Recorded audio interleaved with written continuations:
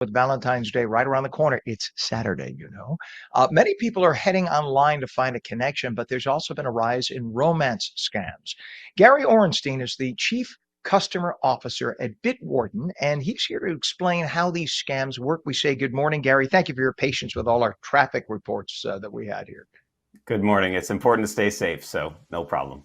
Amen to that. But it's important to stay safe online too, and in these scams to look out for. So, what are romance scams and pig butchering? What is a pig butchering scheme?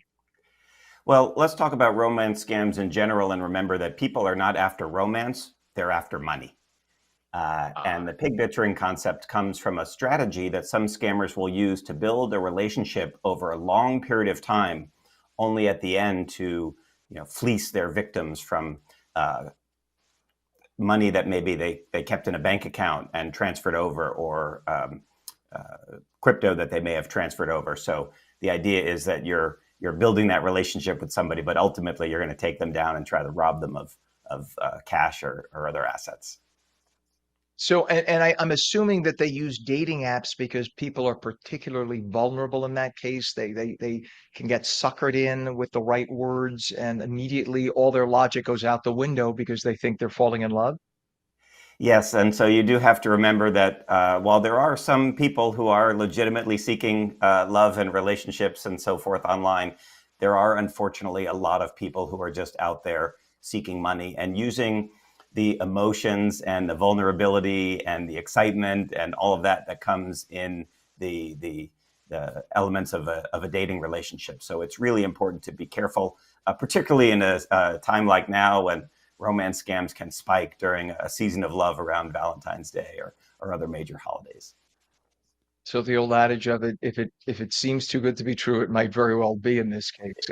And It might is it very well true be. that, And right? I mean, like, when the buxom blonde of whatever age says, "Oh, Ken, you're just the most stunning man I've ever seen in my life." I mean, even I don't think that. Uh, then I go, "Yeah, whatever."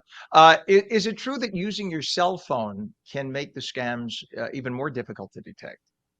well, one thing about using a mobile phone that's different from when you're using a laptop or a desktop and a full browser is you can't do things like hover over certain things. You can't hover over a website URL and see, is that the website URL I'm supposed to go to? For example, if somebody emails you something, or you can't hover and over and say, is that email the actual email, or is somebody doing some trickery and creating something that looks like that email, or maybe I can't see. So if you are on your phone and you see something that's enticing, you might just pause, trust your instincts.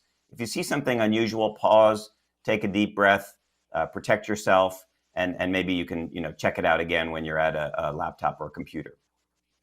Interesting. And we talk about AI a lot, especially on this broadcast. How is AI helping scammers to appear even more convincing? Yeah, unfortunately, AI is giving everybody, but including the scammers, the ability to create much more realistic communications, much more realistic, and of course, fake imagery sometimes, much more personalization. AI can do research on behalf of the scammers to understand things in your personal life that you may have posted online that they can then use against you. So, particularly in the case of romance and dating apps, AI has meant that we now have to have a heightened sense of alertness should anything smell or seem just a little bit off.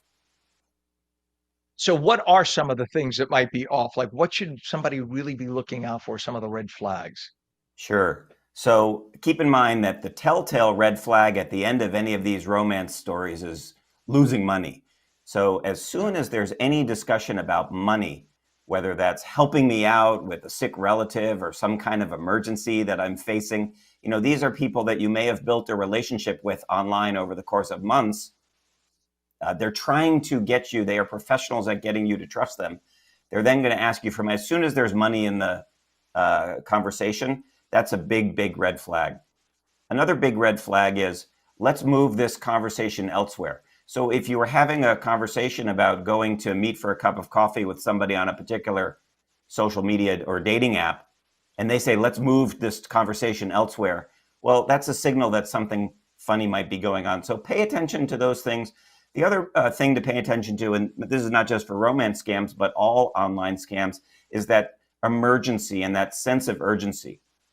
Trust yourself, trust your instincts, pause, take a deep breath, and maybe ask a friend if what they think, if this is legitimate or not, just so that you're not mired by maybe your own excitement about a potential hot date. And those bank apps that are so easy to transfer. If I don't need to mention any specifically, but I will, Venmo and Zelle and whatnot. It's so easy. And once you transfer, PayPal, whatever, the money's gone at that point. Good luck getting it back, right? So it's just so easy. And once you do that, you'll probably never hear or see that person again. That's that. Correct. You're never going to hear about it again. So it's really important to keep alert for these. Again, the urgency when money is involved. And another thing is to just be safe online and take good care of your accounts and use strong and unique passwords so that those accounts are well protected. Consider using a password manager like Bitwarden to help you with that. There are other techniques too, such as using email aliases, which will provide you a degree of anonymity that you could then choose to change later on. But these are just a few techniques that will help folks stay safe online. But the most important thing, of course, is to remember, take care of yourself and take care of your money. Important. Great advice. Gary Orenstein, it's at bitwarden.com, Bitwarden, bitwarden.com. Bitwarden.com. There's password managers for individuals, including one version that's free forever across unlimited logins and passwords.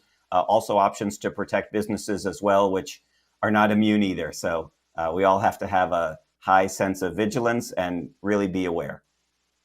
You are fantastic. Great, great advice, especially this time of year. Gary Orenstein, Chief Customer Officer at Bitwarden. Appreciate you. Thank you for coming on this morning. Thank you so much, Ken. You bet.